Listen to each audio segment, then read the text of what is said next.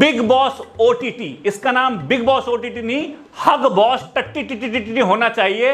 भाई लो आईक्यू वाले वाहियात छपरी बेवकूफ कंटेस्टेंट्स में आ रहे हैं और लोग इन्हें देख रहे हैं यार, लोग भी लगभग वाहियात ही हैं। वड़ा पाव गर्ल जिसे पूरा भारत गालियां दे रहा था, भाई इस औरत ने चीख चीख के पूरे भारत के कान की, लेफ्ट इंटेस्टाइन के, राइट किडनी के, लेफ्ट ब्रेन हेमरेज में बवासीर कर दिया और अभी ये सेलिब्रिटी बन गई है। एमसीडी वाले रो रो के मर गए, इसमें माथा पीट लिया इसकी रेहड़ी पे, पर इसने रेहड़ी हटाई नहीं। जब बहुत ही कलेश मच गया तब जाके इसने एंड में अब दुकान ली और अभी हम इसको फॉलो कर रहे हैं। वाह, इसमें अरमान मलिक जिसकी दो वाइफ हैं, जिसे मैं स्त्री का असम्मान समझता हूं, अब उन्हें हम एज ए सेलिब्रिटी ट्रीट करेंगे। वाह, सलमान खान भी छोड़ के भाग गया शो को कि भैया ये क्या छपरी पना है, क्या वाहियात पना है, मुझसे नहीं होगा होस्ट। यदि तुम बिग बॉस के फैन हो या बिग बॉस में तुम्हें बहुत ही मजा आता है, छोड़ते नहीं हो भाई साहब, देखना है, अपना काम वाम छोड़ के भी देख रहे हो, तो तुम सैडिस्ट बन चुके हो।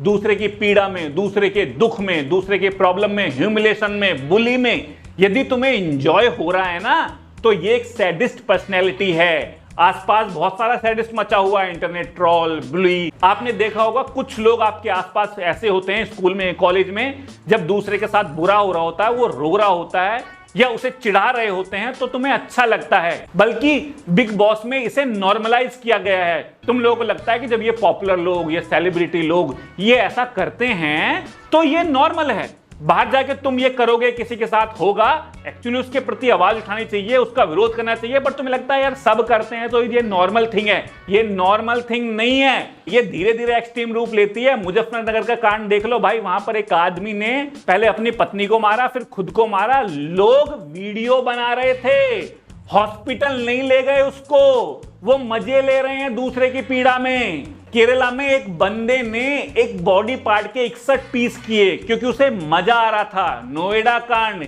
इसके अलावा 15-16 साल के बच्चों ने एक जो ट्रांसजेंडर वुमेन है उसको मार दिया क्योंकि वो सैडिस्ट थे। और हजारों न्यूज ऐसी हैं जहां दूसरों को नुकसान पहुंचाने में उनको एंजॉय आता है। मैं यूं नहीं कह रहा कि तुम्हारा वो रूप है, मैं ये कह रहा हूं कि किसी के दुख पीड़ा में एंजॉय होना और इस तरह की क्लिंग कर देना, दोनों का बेसिक फाउंडेशन सेम ही है भैया। और इसमें आपको मजा आता है लोगों के जीवन में घुस घुस के देखने का।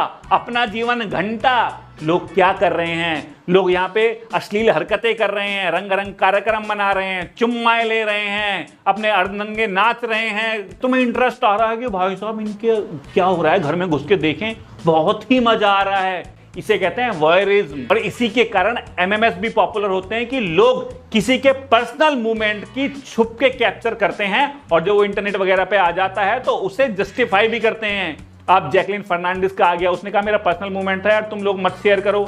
अंजलि ऑफिशियल का आ गया, उसका भी पर्सनल मूवमेंट था भैया, वो उसने कैप्चर कर दिया, but you are enjoying this और तुम्हें नॉर्मल लग रहा है, जबकि ये नॉर्मल नहीं है मेरे भाई। अब आप में से कुछ लोग कहेंगे नहीं नहीं यार, हम नहीं मानते कि जो ये लोग कर रहे हैं ठीक है, बल्कि हम तो खुद कहते हैं कि क्या कुत्ते बिल्लियों की तरह लड़ते रहते हैं, ये गलत बात है, हम ऐसे नहीं है, हम इनसे बेटर है। हाँ, आप यही तो सोचते हो कि आप इनसे बेटर हो, इसे गॉड कॉम्प्लेक्स कहते हैं। जब तुम गधों से अपने आप को कंपेयर कर रहे हो तुम तो बेटर पाओगे ही। तुम टट्टी से केक को कंपेयर करोगे तो केक है बेटर, जबकि केक का टट्टी से कंपैरिजन ही बेवकूफी है।